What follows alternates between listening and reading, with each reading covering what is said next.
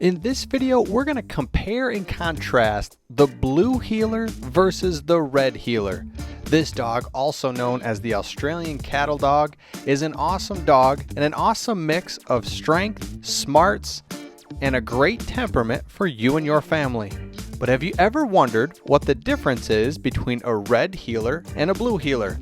We'll answer if there is any differences and what those differences look like with their temperament, size, and the way they need to be trained.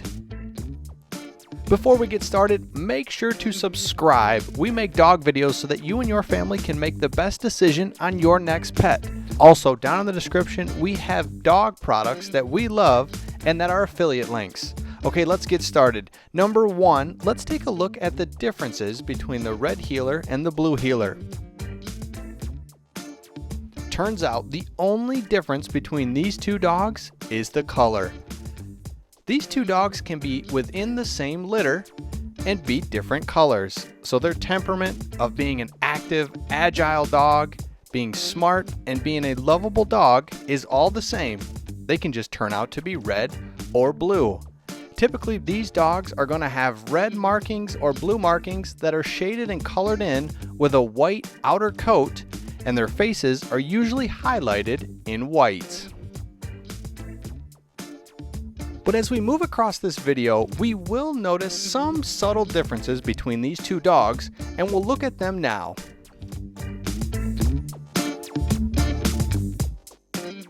First, we'll start with their temperament. It's been rumored that a red heeler is a little more aggressive and hyperactive than the blue heeler. We're not sure if this is true, but it's something to keep in mind if you're considering these two dogs. Both the red heeler and the blue heeler are herding dogs. That means they want to be active and they want to have a job to do. So both of these dogs are super active, and if you're thinking about getting one, you absolutely have to be able to keep up with them. Have to be active, and you cannot be a couch potato. They have an active mind and an active body that needs to be run around at all times to keep them happy and busy. Next, we'll look and see if these dogs are suitable to be a family pet. Both the red heeler and the blue heeler would make great pets for you and your family. But like we said before, one of the big things you have to do with both the red and the blue heelers is keep them active and keep them busy. If these dogs don't get the exercise that they need, they could be more rambunctious and not be good around children or inside your house. So if you can give them the exercise, give them a big yard to play in, then they'll be a great addition to your family and they'll be great around kids. They're super lovable, and both the red and blue heeler will make a great place in your family. And not to mention, if you and your family get the blue heeler or the red heeler when they're puppies, they're super adorable and something that your family will absolutely love. And if you get them trained early, socialized early, they'll be a great member of your family for a long time to come. Next, we'll look at training requirements for the blue heeler and the red heeler. Like we said earlier, these dogs have an origin of herding. They've always had a job to do. So they will take to training. They want to please you, and they want to make sure that they do whatever is required of them. So they will look to you for leadership.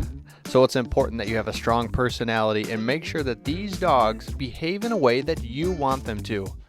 So training's important from an early stage to make sure you socialize them early on and reward them with treats when they do well. They take well to positive reinforcement training. Both of these dogs will do really well if they're trained and socialized early on, and they'll be a part of your family for a long time to come and behaving just like you'd like them to. Next, we'll compare the size of the blue heeler and the red heeler. The Australian cattle dog is anywhere from 18 to 20 inches tall, and that's for a male. A female is a little bit smaller, and they can weigh anywhere from 40 to 80 pounds. Typically, this dog is considered a medium build with short hair and one that will shed moderately. And overall, the Australian cattle dog is an outstanding dog if you can be active with them and train them properly right from the beginning. But there is no difference between a blue heeler and a red heeler. Both of these dogs are amazing and one that you should consider for you and your family. We hope you've enjoyed this video and we'll see you on the next one.